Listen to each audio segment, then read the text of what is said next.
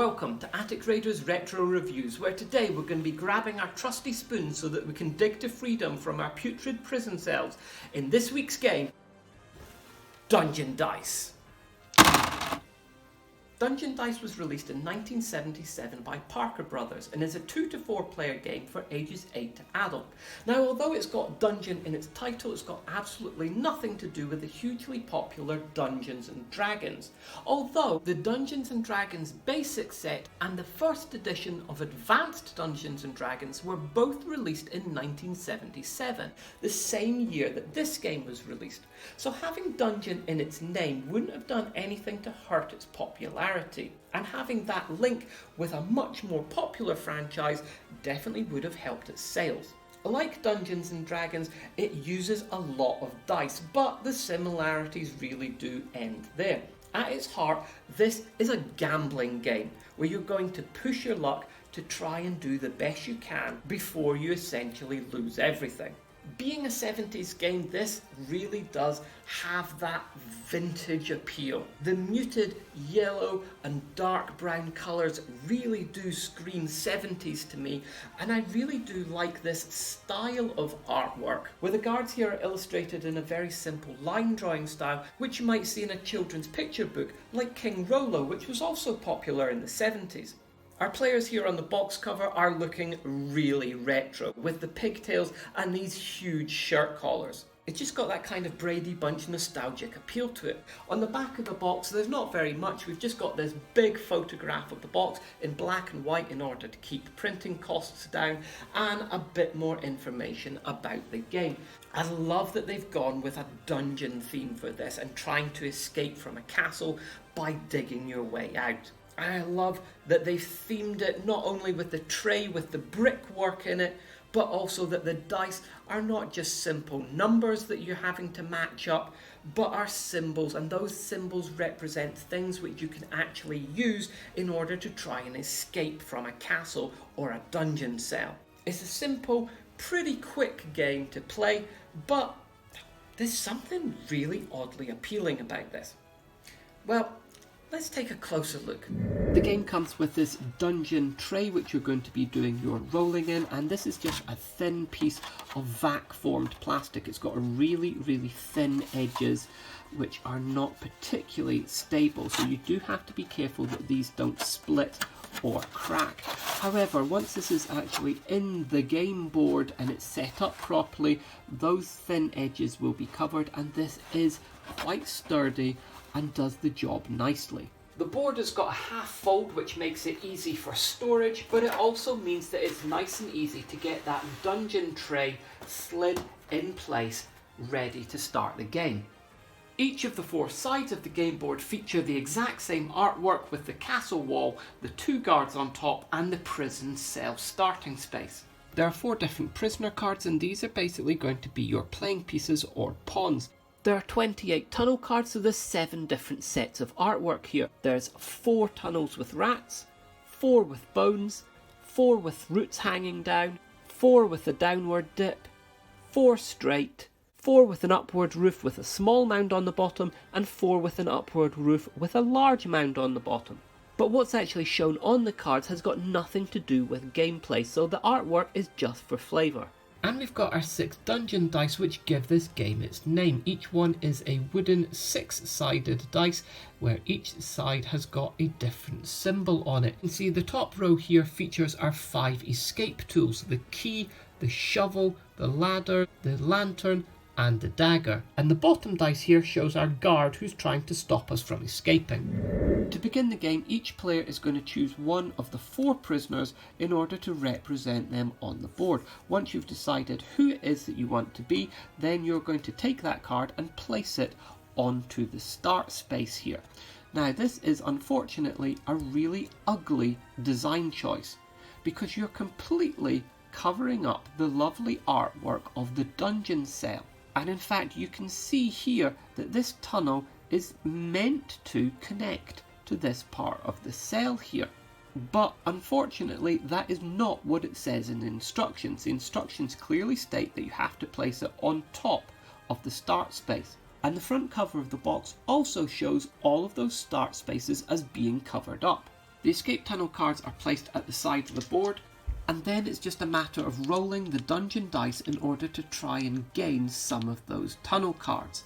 Whenever you get a tunnel card, your piece is moved forward and the tunnel card is placed behind them. Again, a bit annoyingly covering up that artwork. Each time that you add a new card, you simply slide your person along and add the card onto your tunnel. Dig in with my spoon. Until your tunnel goes from your starting dungeon cell all the way along underneath the castle walls to this end space here where you escape out of the castle and you've won the game. So how do you get those tunnel pieces? Well, that's all down to rolling the dice in the pit. All matches of 2 or more dice in the dungeon pit must be removed to the dungeon pit walls. Now, just 2 of a symbol will not get you anything, so you're going to have to keep rolling here.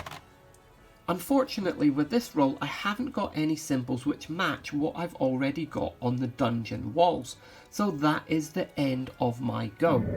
The next person is going to take the dice, roll them. They've got 3 of matching symbols there, so that is enough for 1 card.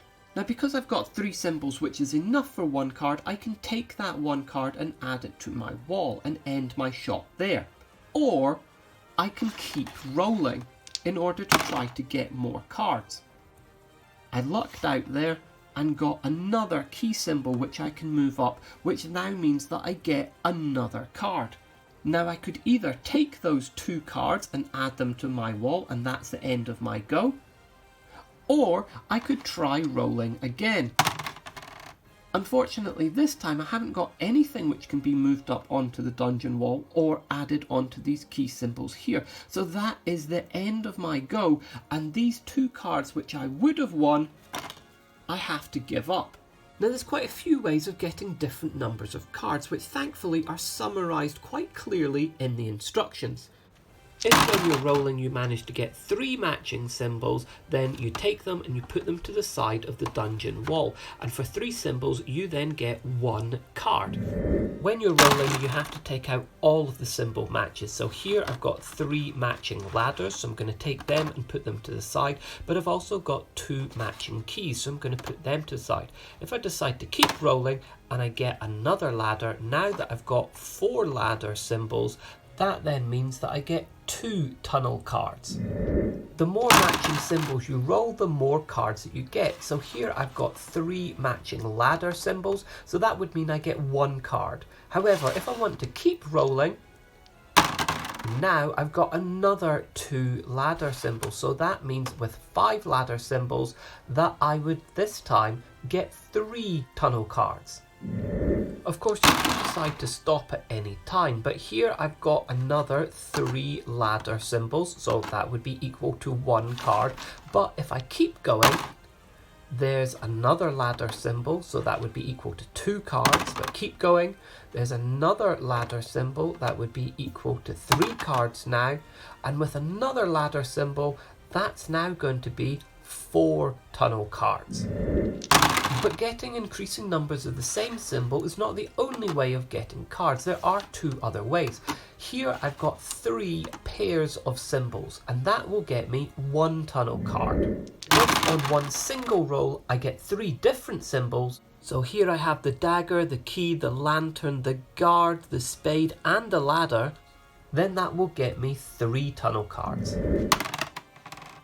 If at any time you manage to get all 6 of the dungeon dice up onto the dungeon walls, then you can either stop there and take the cards which those allow you, or you can take all 6 of those dice and continue rolling.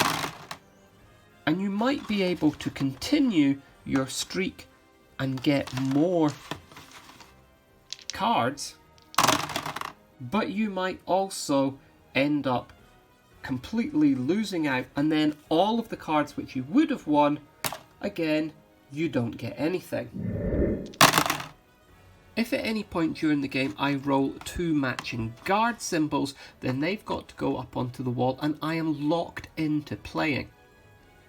I'm still going to put any other matching symbols up onto the wall, But now I can't choose to stop at any point. I have got to keep playing until either I get a third guard symbol, which ends my turn, all 6 of the dice are up on the dungeon walls, or I roll in such a way that I cannot put a dice up onto a wall.